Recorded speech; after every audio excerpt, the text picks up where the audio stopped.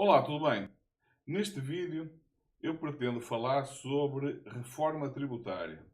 Não essa reforma tributária que está aí, que ainda nem sequer entrou em vigor, porque ela nem sequer foi regulamentada, porque quanto a mim essa reforma, embora venha a trazer uma melhoria substancial do sistema tributário brasileiro, que é caótico, eu não acredito que seja o sistema tributário mais caótico do mundo.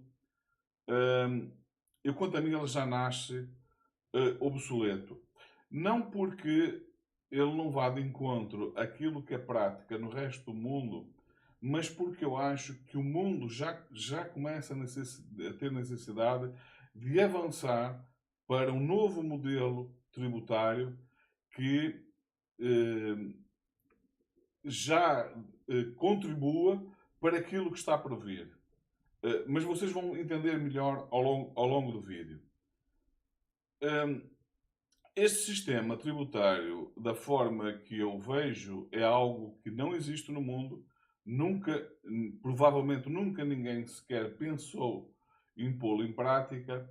Por isso, é importante que você preste bem atenção, porque vai gerar necessariamente muitas dúvidas, muitos questionamentos, e por isso mesmo é necessário que você esteja bem atento como todo o processo, como eu imaginei todo o processo nesse novo modelo tributário.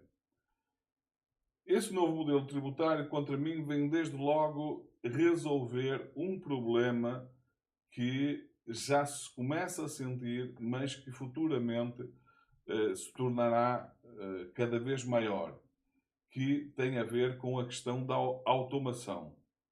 Com o desenvolvimento da inteligência artificial, com o desenvolvimento da automação, cada vez menos as empresas vão precisar de mão de obra, sobretudo para fazer aqueles trabalhos repetitivos que, na prática, são as atividades que mais empregam hoje em dia. E,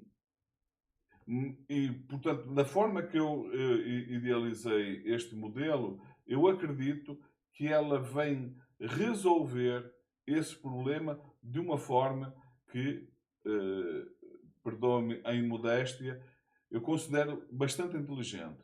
Mas vamos lá ver então em que é que se baseia.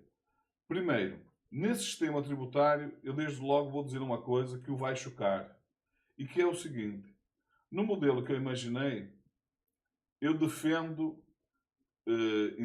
basicamente a extinção dos impostos sobre o consumo, com algumas exceções. Desde logo, a exceção em relação a produtos que são prejudiciais à saúde. Não considero que haja cabimento que não haja tributação sobre impostos como imposto sobre o tabaco, imposto sobre bebidas alcoólicas, imposto sobre produtos ultraprocessados, por motivos óbvios. É que são produtos que está comprovado cientificamente que, por serem prejudiciais à saúde, implicam que o Estado, em algum momento, tenha que fazer face a recursos para tratar as pessoas dessas doenças, das doenças provocadas pela ingestão desses produtos, no caso dos ultraprocessados, que são produtos que com um baixíssimo valor energético, produtos, por exemplo, como refrigerantes com grande quantidade de açúcar, que traz vários problemas de saúde, como diabetes, por exemplo, bebidas alcoólicas, que não traz nenhum benefício à pessoa, muito pelo contrário, e, evidentemente, o tabaco, que é aquele que toda a gente reconhece como sendo um produto que não traz nenhum benefício, só traz prejuízo para a saúde. Outros impostos relacionados com o consumo que eu manteria são em relação aos importados, com exceção de produtos importados que sejam utilizados para a indústria. Por exemplo, uma empresa precisa de investir em novas máquinas e não tem no mercado nacional empresas que forneçam o tipo de equipamentos que elas querem. Faz sentido o Estado criar dificuldades à modernização dessas empresas e com isso, a sua produtividade? No meu entender, não. Eu acho que esses produtos devem sim estar isentos de impostos, salvo se dentro do país se houver empresas capazes de fornecer esses produtos com o mesmo nível de qualidade, então, até por uma questão de defesa do mercado interno, e sim é protecionismo, mas protecionismo todos fazem. Os países não gostam de protecionismo nos setores em que eles têm vantagem. Eles gostam muito de acusar o outro de ser protecionista nos produtos que eles têm vantagem. No entanto, não têm nenhum problema em criar regras protecionistas para se defender dos produtos em que eles não são competitivos. Vejam um exemplo do que está a acontecer com a dificuldade que o Brasil e o Mercosul está a ter em negociar com a União Europeia, sobretudo devido à questão agrícola, porque a Europa, em todos os produtos que é competitiva, querem abertura de fronteira. No entanto, quando entra na parte agrícola, onde a América do Sul, o Mercosul, é muito mais competitivo que a Europa, aí não. Aí é preciso criar todo tipo de mecanismo que proteja a agricultura europeia. E eu devo dizer que eu reconheço que faz algum sentido essa proteção. Não reconheço o cinismo de chamar o outro de ser protecionista por proteger o mercado dele e depois nós protegemos o nosso e nós já não somos protecionistas. Esse tipo de cinismo não.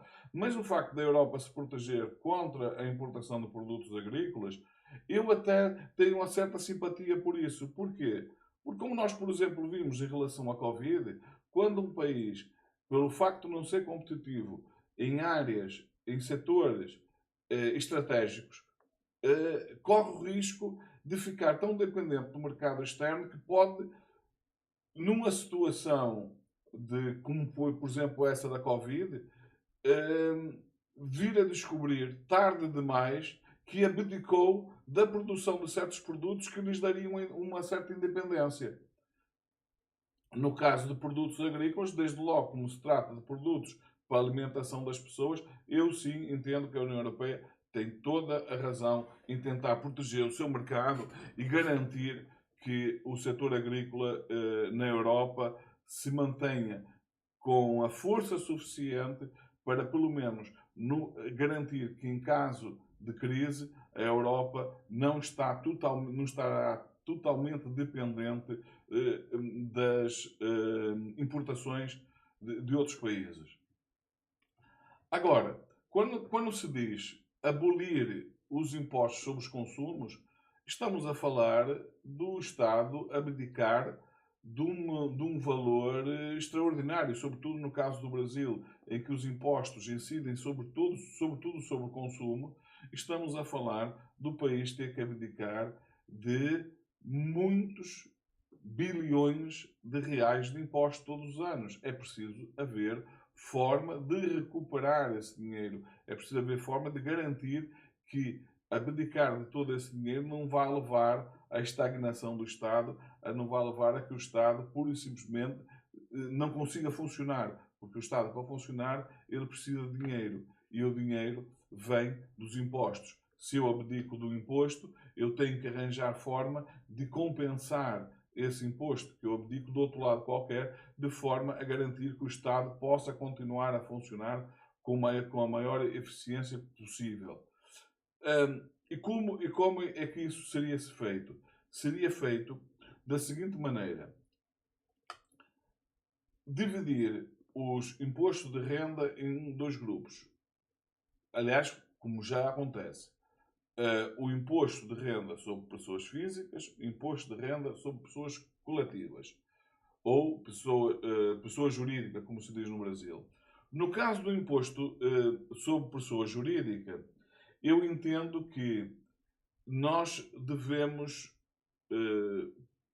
pensar que quando se penaliza as empresas por empregar, que é isso que acontece na prática, hoje o que é que acontece? Sempre que uma empresa emprega um trabalhador, ela está a chamar para si um conjunto de encargos trabalhistas que vai desmotivar a empresa a empregar. A empresa só vai empregar se, num caso, ter muita necessidade.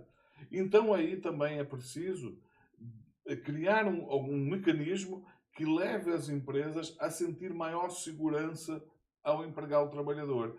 E quando eu falo maior segurança, não é, conforme defende muitos modelos liberais, que é de facilitar o despedimento, retirar direitos trabalhistas. Não, não é nada disso. É que a empresa não tenha que suportar com tantos custos pelo facto de empregar. Até porque, a partir do momento que ela emprega o trabalhador, esse trabalhador já vai pagar imposto. Então, esse imposto que o trabalhador paga, e só o paga porque ele tem o seu salário pago pela empresa, a empresa deve ser beneficiada pagando menos imposto. Então, os impostos sobre as empresas passaria a ter que ser calculado não com base numa percentagem sobre o lucro, mas através de uma equação em que, para o cálculo do imposto que a empresa deveria pagar, deveria entrar o volume de negócio, evidentemente, o lucro bruto que a empresa tem, mas deveria contribuir para a redução desse valor a relação entre a faturação em relação do lucro em relação ao número de postos de trabalho. No sentido em que quanto maior o número de postos de trabalho a empresa gera diretamente, menor a percentagem de imposto a empresa terá que pagar. A empresa vai pagar sempre tendo em conta essa relação que eu chamaria de o lucro per capita. Então, teria isto em conta. Mas não só. É importante também criar mecanismos que façam com que a empresa se sinta motivada, por exemplo, a pagar melhores salários. Como é que eu faço isso? Entrando também no cálculo do imposto da empresa, a massa salarial. Só que aqui nós temos de ter cuidado com uma coisa, porque muitas das vezes, se nós aplicarmos, entrarmos na equação com o número de postos de trabalho diretos e a massa salarial na sua totalidade, corre-se o risco da empresa, em vez de criar um sistema de salário justo em que o trabalhador é melhor remunerado, muitas vezes as empresas podem se aproveitar desse mecanismo e fazer uma outra coisa bastante perversa, que é continuar a pagar maus salários do modo geral, só que inflacionar de tal forma o salário da administração que a massa salarial como um todo aumenta, só que, em termos práticos, as pessoas continuam a ganhar menos do que deveriam, menos do que seria justo. Então, para evitar isso, toda a remuneração feita a nível da administração, essa não entraria no cálculo da massa salarial. Para o cálculo da massa salarial entraria apenas os custos com a parte administrativa da empresa, com exceção dos gestores, desses altos salários das empresas e da parte produtiva, dos setores da empresa que realmente produz, que gera riqueza. Ao fazer dessa forma, o que é que aconteceria?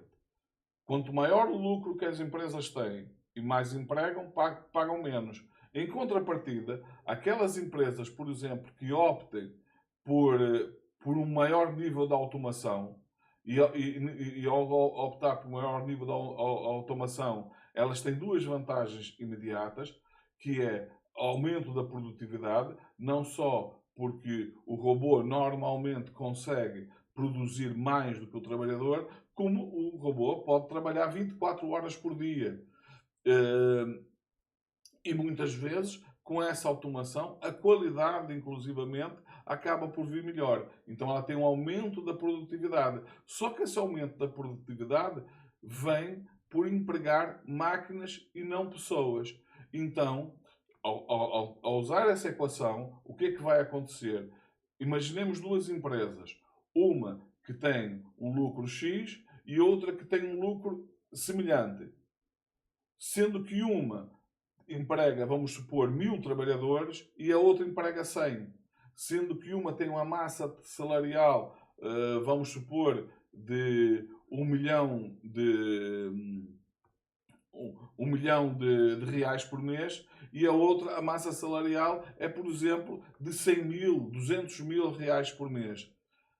Aquela que emprega menos, aquela que tem uma menor massa salarial, sobre o mesmo lucro, iria ter que pagar um imposto muito maior. Aí você pode dizer o seguinte: ok, parece boa ideia, só que isso não é suficiente ou pode não ser suficiente para fazer face a toda aquela perda de impostos que eu tinha, que eu abdiquei, a partir do momento que eu vou tendencialmente, na prática, abolir os impostos sobre o consumo, como eu disse, com aquelas exceções. Só que agora nós temos que analisar a questão na outra ótica, que é na ótica do imposto de renda sobre pessoa física. Aqui, em vez de nós termos aquela situação, tributa-se ou não tributa-se dividendos, tributa-se ou não se tributa herança, tributa-se... Vamos esquecer isso.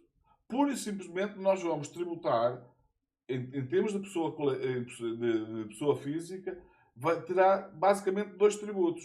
O tributo sobre a renda e o tributo sobre a fortuna. Como é que isso funcionaria? Em relação à renda, tudo é renda. Tudo que vai gerar mais-valia para a pessoa é renda. Venha ela do trabalho, venha ela dos juros bancários, venha ela de dividendos, venha ela, por exemplo, de uma herança, venha de onde vier, tudo isso é renda. Sendo tudo renda, tudo isso é tributável. Evidentemente, no caso da herança, eu defendo que ela deverá ter um tratamento especial. Porque, por exemplo, não faz sentido nós tributarmos a herança, por exemplo, de uma pessoa cuja a herança que vai ser distribuída, e atenção que eu falo da herança distribuída e não do valor da herança que cada um vai receber, e isso é muito importante porque se eu vou distribuir, por exemplo, 20 milhões de reais de herança, se essa herança for distribuída por muita gente, ela poderia, por exemplo, a pessoa deixar de pagar imposto porque não atingindo aquele mínimo que seria determinado, que é o mínimo a partir do qual a pessoa passaria a ser tributada, ela não pagaria. Mas sendo que no volume total estamos a falar de uma fortuna bastante significativa. Então, no caso da herança, a herança deveria ser tributada à cabeça. O que é que eu quero dizer com isso? A herança que vai ser distribuída, por exemplo, é até 5 milhões de reais. Eu posso definir que até 5 milhões de reais a herança não está sujeita à tributação. Mas, por exemplo, acima de 5 e até 10, aqueles 5 que vai acima, até o limite de 10, não é 5, se chegar a 10, vamos supor que estamos a falar agora em 10 milhões, nós temos, então, os primeiros 5 não pagam nada, os 5 milhões seguintes, então aí estaria sujeito à tributação. E seria tributação à cabeça. Ou seja, antes do valor ser distribuído pelos herdeiros, o Estado ficaria logo com a percentagem, vamos supor, de 10%, 5 a 10% do valor da herança. Portanto, se o valor, estamos a falar de 5 milhões, retirava-se essa percentagem logo à cabeça e o restante era distribuído pelos herdeiros e aí já não estaria sujeito ao tributo. Porquê? Porque já foi feita, digamos, a retenção na fonte da parte que cabe ao Estado. Dessa forma, evita-se que tenha que pagar imposto sobre a herança pessoas cuja herança é de valor pouco significativo, mas por outro lado se garante que pessoas que ao longo da vida acumularam uma herança bastante significativa não esteja isenta de imposto. Porque é preciso ter-se em conta que as pessoas, ao acumular todo esse dinheiro ao fim de algum tempo, ou seja por mérito próprio, ou seja porque criou empresas, pessoas trabalharam e geraram riquezas para ela, o mérito foi dela. O mérito não foi do herdeiro. Porque quando nós admitimos que o herdeiro vai receber esse dinheiro sem nenhum tipo de tributo, o que nós estamos a dizer é que ele tem total direito a esse valor só porque vem, por exemplo, da herança dos pais. Não essas coisas não podem ser vistas dessa forma. Porquê? Porque aquela pessoa não teve nenhum mérito na formação daquele valor. Então, e sobretudo, temos de ter sempre em atenção que eu abdiquei no início de impostos sobre o consumo, e nós vamos ver a vantagem que isso vai ter mais adiante. Quando eu abdico do imposto sobre o consumo, eu tenho que compensar esse imposto que eu abdico de alguma forma. E uma das formas é passando a tributar sobre a herança. Em relação aos dividendos, aí a coisa é muito mais fácil, porque pura e simplesmente os dividendos, ao cair na conta da pessoa, aquilo entra no volume de no volume de renda da pessoa, no final do ano é feito o cálculo e a pessoa paga o imposto correspondente àquele volume de renda que entrou na sua conta. Portanto, em vez de estarmos aqui a criar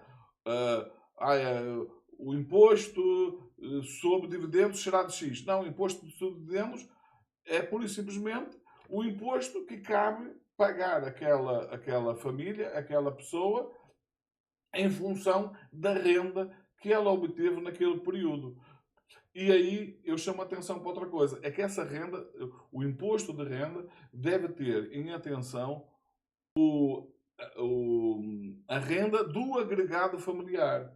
Porquê? Porque é completamente diferente eu ter uma renda, vamos supor, de 100 mil reais por ano, sendo uma pessoa sozinha, sendo que aquela renda é 100% para mim, ou seja, estamos a falar de 100 mil a dividir por 1. Por outro lado, é completamente diferente se eu sou casado e tenho, por exemplo, 2 filhos, em que os mesmos 100 mil reais, aí, claro, depois vêm as outras rendas, porque não vem só a renda. Se a mulher também trabalhar, tem a renda da mulher. Se os filhos também trabalhar, tem a renda dos filhos. Portanto, estamos a falar de um agregado. Se depois nesse agregado somar os mesmos 100 mil reais, como agora estamos a dividir por 4 pessoas, automaticamente o imposto que essa família irá pagar é menor.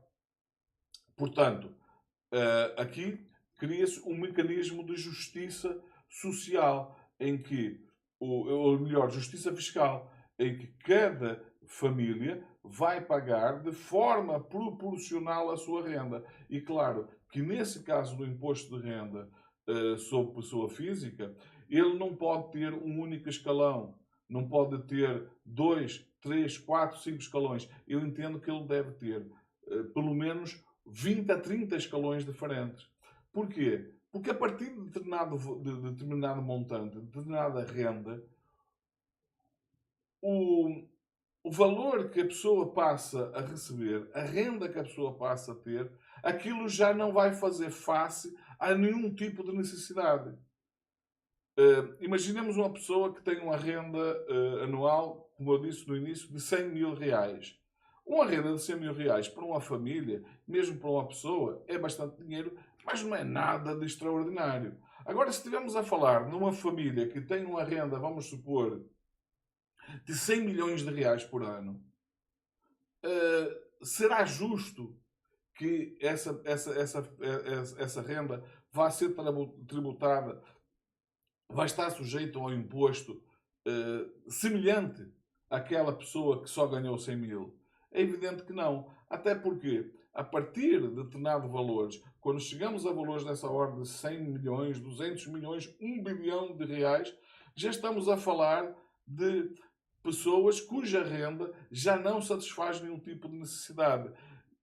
Toda a renda já tem muito mais a ver com poder do que propriamente com a satisfação da necessidade.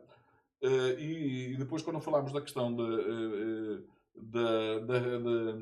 da tributação da riqueza, nós vamos ver isso em mais pormenor. Mas, portanto, aqui é preciso criar algum mecanismo que eu consiga dizer assim, por exemplo, até, por exemplo, como está sendo proposto pelo Lula, até uma renda mensal de 5.000 reais, a renda não está sujeita a tributo.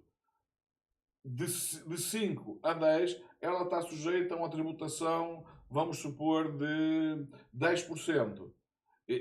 Nesse caso, os primeiros 5 não paga, dos 5 aos 10 já paga, mas depois de 10 a 15, de 10 a 20 e por aí fora, até que vamos ter que chegar necessariamente a um determinado escalão cuja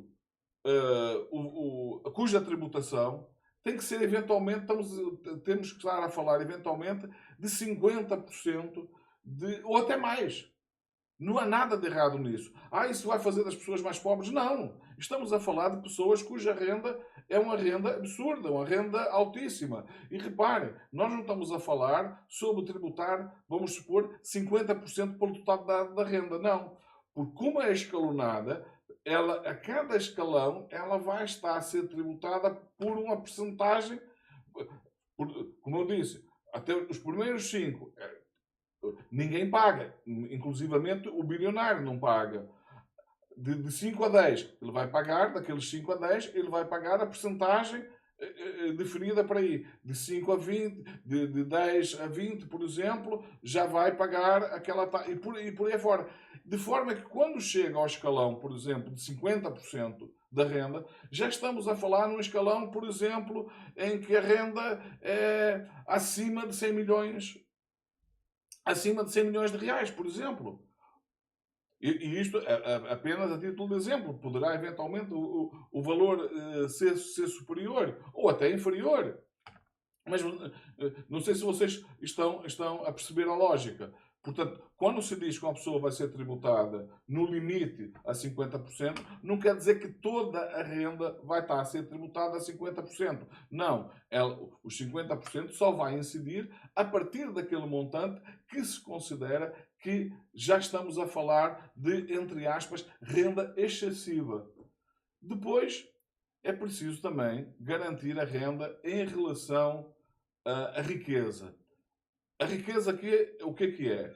Ao longo da vida, a pessoa vai, através da renda que vai obtendo, ela vai gerando riqueza, ela vai comprando bens que vai valorizar o seu património. Ela vai passar a ter casas, fábricas, sei lá, barcos, enfim, todo um conjunto, fazendas, todo um conjunto de riqueza que a família ou aquele cidadão vai acumular ao longo da vida. É perfeitamente justo que sobre esse montante também esteja sujeito a imposto.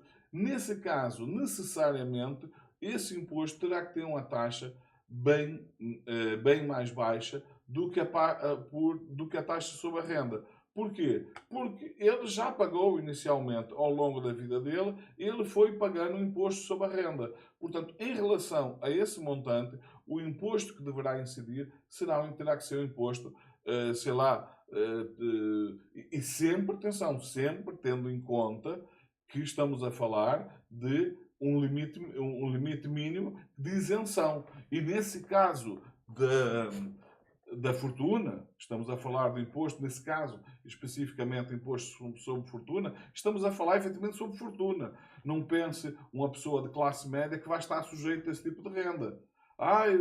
Sou contra isso, sou contra mais imposto. Mas porquê? Você é milionário? Você é milionário? Não, não sou. Então você é contra que aquelas pessoas que têm muito mais do que você paguem imposto, porque esse imposto já não vai incidir sobre você. E a cobrança desse imposto, mais uma vez, é fundamental para fazer face, mais uma vez chamo a atenção, que eu logo no início, eu abdiquei de um valor muito significativo de imposto. E agora, reparem uma coisa. Quando eu abdiquei desse imposto, eu, eu criei um benefício imediato para a economia significativa. Porquê?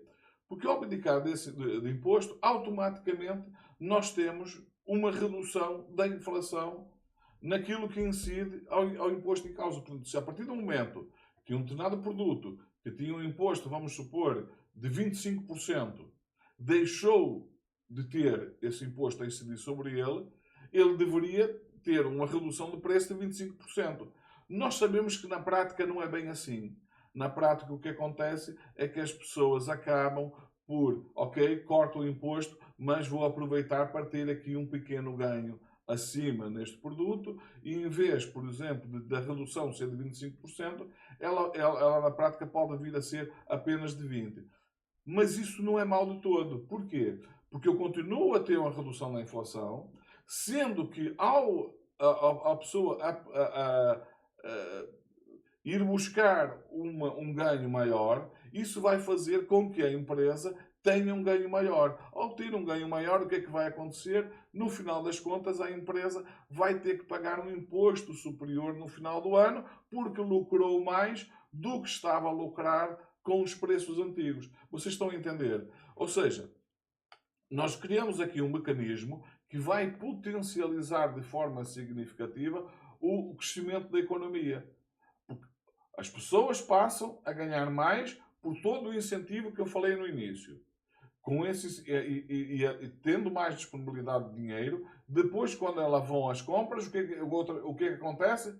Os produtos vão estar mais baratos do que estavam antes. Então, com o mesmo dinheiro, elas passam a comprar mais bens do que compravam antes, o que vai fazer com que as pessoas acabem consumindo mais. E ao consumir mais, o que é que acontece? As empresas passam a ter necessidade de produzir mais. Ao produzir mais, o que é que as empresas vão fazer? Vão ter necessidade de empregar mais pessoas.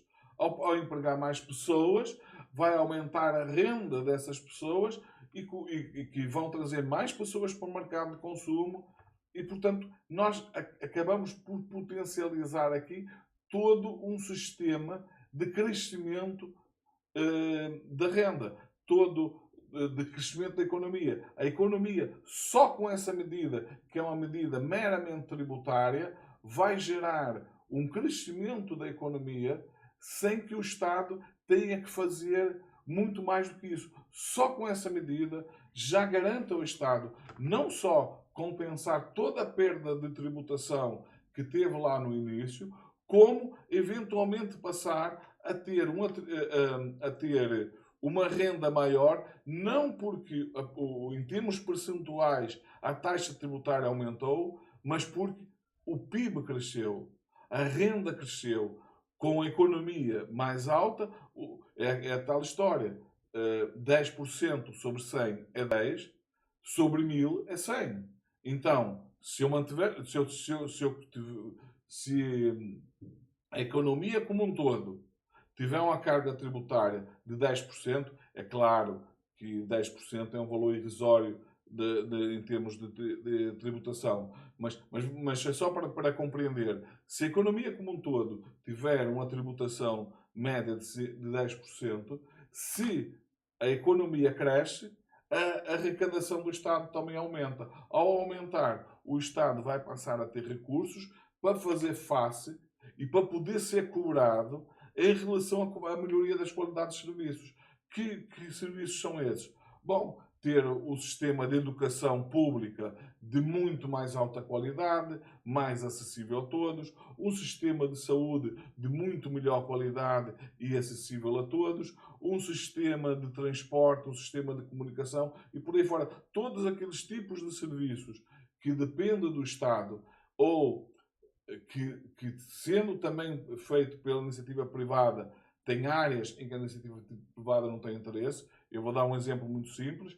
Quando surge, por exemplo, a necessidade de criar uma autoestrada a ligar duas cidades, a iniciativa privada só vai se interessar, naturalmente, por aquele troço de estrada onde o volume de tráfego é suficiente para ela obter lucro. Se houver uma parte dessa estrada cujo tráfego seja reduzido, que não gere lucro, a empresa privada não vai ter interesse. Então aí o Estado tem que ser ele a garantir que esse serviço seja prestado. A mesma coisa em relação ao saneamento. Embora no caso do saneamento, eu sou totalmente contra a privatização desse tipo de serviços. A prática já mostrou que não resulta. A França privatizou, não deu certo. Os serviços como saneamento, água, outros países fizeram o mesmo e não deram certo, não deu certo. Aqui em Portugal, por exemplo, a privatização do serviço de águas. Mas o serviço de águas era mau. Não, era excelente. Não se notou nenhuma diferença nesse serviço em Portugal, porque ele já era um serviço excelente quando era prestado pelo Estado, já estava universalizado. Em Portugal, você vai a qualquer aldeia do interior isolada e vai chegar lá e vai descobrir que tem saneamento básico e tem água canalizada. Portanto, quando o Estado resolveu privatizar esses serviços, não privatizou por uma questão de necessidade de universalizar. Até porque o privado não tem nenhum interesse na universalização desses serviços. O privado só tem interesse em fazer o serviço chegar até onde o investimento associado para fazer chegar a esse serviço é lucrativo para ele. Se eu vou fazer um serviço de água e saneamento, chegar numa aldeia onde vive, sei lá, 10, 20, 30, 50, 100 famílias, o privado não vai ter nenhum interesse em investir aí, porque ele nunca mais na vida ele vai recuperar esse investimento. Portanto, eu entendo que esse é um tipo de serviço que deve ser essencialmente público.